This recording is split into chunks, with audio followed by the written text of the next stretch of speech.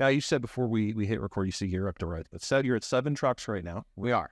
And so at some point you pulled yourself out of the truck because you're like, I got to get out, right? I did. And it, it's a struggle for a lot of guys. I've been doing this a long time, and they're like, I had this technician mindset.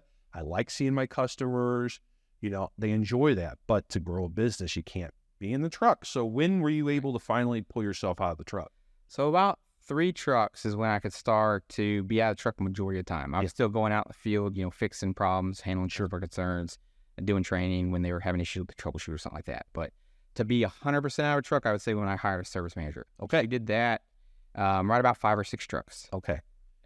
So At least my next question. So that's great. So that was your first, manager that you brought on. Yep. What was his or her background? He's an electrician. Mm-hmm. So he actually worked at Milestone. Okay. Which admittedly in the DFW Metroplex, if you hire an electrician that has any experience in residential, they've worked at Milestone. I understand.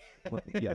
They have such a great recruiting. But I didn't hire him from Milestone. He worked somewhere else, and then eventually he came over. But you guys had known each other. Correct. He actually worked he was in the field first. Okay. And then we hit a point where it was really my wife that said, "Look, you got to get a service manager." She's like, "You're working too much. You got." She knows. Yep. Yeah. You got to listen to your people. Yeah. And so, especially those people. Yep. Yeah. Yep. Okay. So we put him in a service manager position and just kind of winged it in the beginning, and now he's got a good structure and he's doing great. So his role is he's touching base with the technicians after every call. He's watching tickets, making sure they're doing everything they need to be doing. Yep. And he does a ride along once a week. So once a week I become service manager because I take the phones, stuff like that. So he can do training once a week in the field. Okay. Is he doing the training at the office then too? He's not. So sales was not his strong suit. And that's fine. Great electrician. He can troubleshoot anything over the phone. Yeah. But I still do the sales training. Yeah. No, you got to know what your people are. And that doesn't mean that's a bad thing. It just means you got to find someone else to do that. Yep.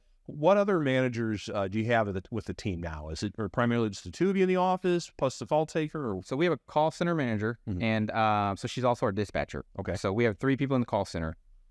So she's a rollover for calls and stuff like that. And then we have, the other people, I call them managers kind of, but they don't really have people underneath them. So we have a marketing person now, and we have an accounting person, and then an HR, which is kind of like she's almost our general manager, but not quite there. Right. Yeah. When did you start adding these people on? When did you know it was time? Is it just bit by bit? You've done a lot in not that long a period of time. Yeah. I don't know. Sometimes you just feel like there's a need. It's really, you wear all the hats. Right. When a hat feels like somebody else could handle this better than I can because I'm too overwhelmed, it's time to pass off that hat. Right. And so that's what you look for. You look for who can handle that hat better. Right. What are these people's backgrounds? Where did you find them? You're inviting them to be a leader in your organization. So it's always a big question that comes up. So I always have to ask it to those do it. So what are those people's backgrounds? A call center person, she's worked at a few different call centers. Okay. And she's never been a manager, but she kind of worked her way up in our company. She was our second call taker we ever hired. And kind of from there, she moved up. My marketing person's done miscellaneous stuff, but she did marketing for the company she worked at before.